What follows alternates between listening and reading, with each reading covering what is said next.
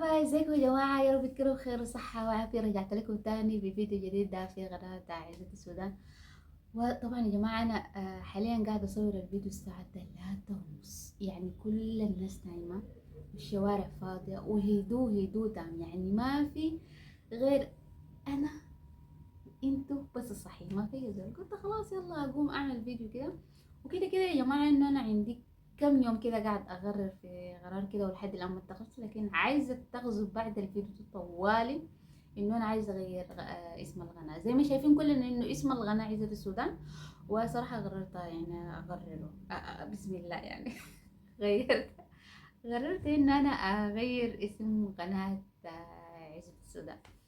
تمام. طيب ليه انا عايزه اغيره؟ صراحه زمان لما انا عملت قناه عزة السودان، فكنت عايزه اصور مناطق في السودان واعمل لقاءات في السودان وحاجات كتير اعملها في السودان، يعني اي منطقه امشيها واي ولايه امشيها انه نعمل فيها فيديوهات واصور المناظر الطبيعيه والحاجات الحلوه الموجوده في السودان. بس بعدها حصلت الحرب والحال اتبدى زي ما انتم شايفين، ما قدرت اصور، ما قدرت اعمل حاجه وبس يعني.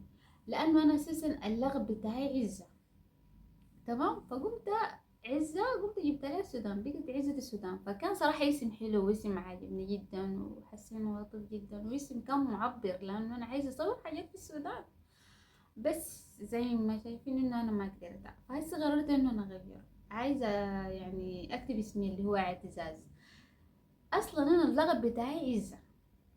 تمام. فبقى عزة السودان، فاسم الشهادة زي ما بقول يعني اعتزاز. فحخليه اعتزاز بس. حخليه اعتزاز. رايكم شنو في اعتزاز؟ وبعدين اكتبوا لي في التعليقات تحت، اكتبوا لي في التعليقات، واعملوا لي لايك واعملوا اشتراك. زي ما شايفين انه انا يعني واقفة من القناة طولت شديد، و ليس ما صورت فيديوهات، يبقى محتاجة دعم من القناة باشتراكاتكم ولايكاتكم وتعليقاتكم والحاجات الحلوة دي.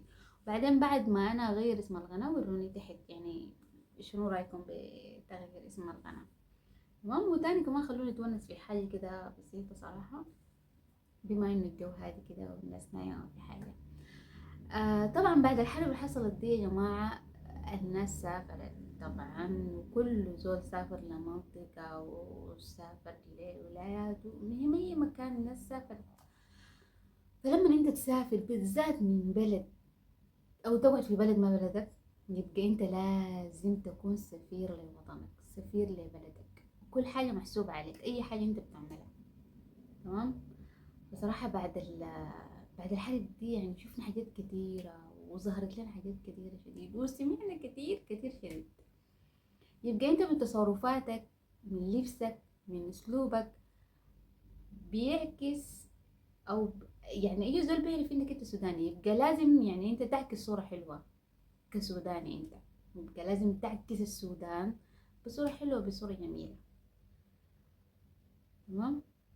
تمام. فبتمنى انه يعني كل الناس تعمل الحاجات دي، لانه ما عايزه اقول لكم يعني في اي مكان في اي دوله ان احنا قاعدين نسمع كلام كتير صراحه، وعندهم حق.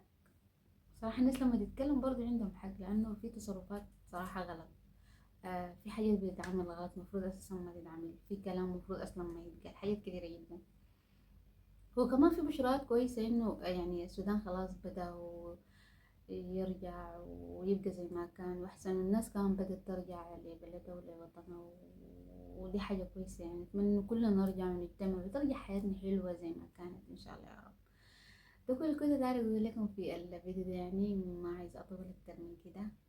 ولحد ما أشوفكم في فيديو جاي بإذن الله تعالى، ما تنسوا إنكم تشتركوا وتعملوا لايك وتعملوا شير والحاجات الحلوة دي. وإن شاء الله ترغبوني في فيديوهات جاية. طبعا يا جماعة داير أقول لكم إن أنا أكتر حاجة أحبها صراحة في الفيديوهات اللي هو الفلوقات. وده كان أنا سميت عيد السودان عشان مثلا أمشي كسلام، أمشي كضاري، بمشي مدني، أصور فيديوهات في المناطق اللي أنا بمشيها دي.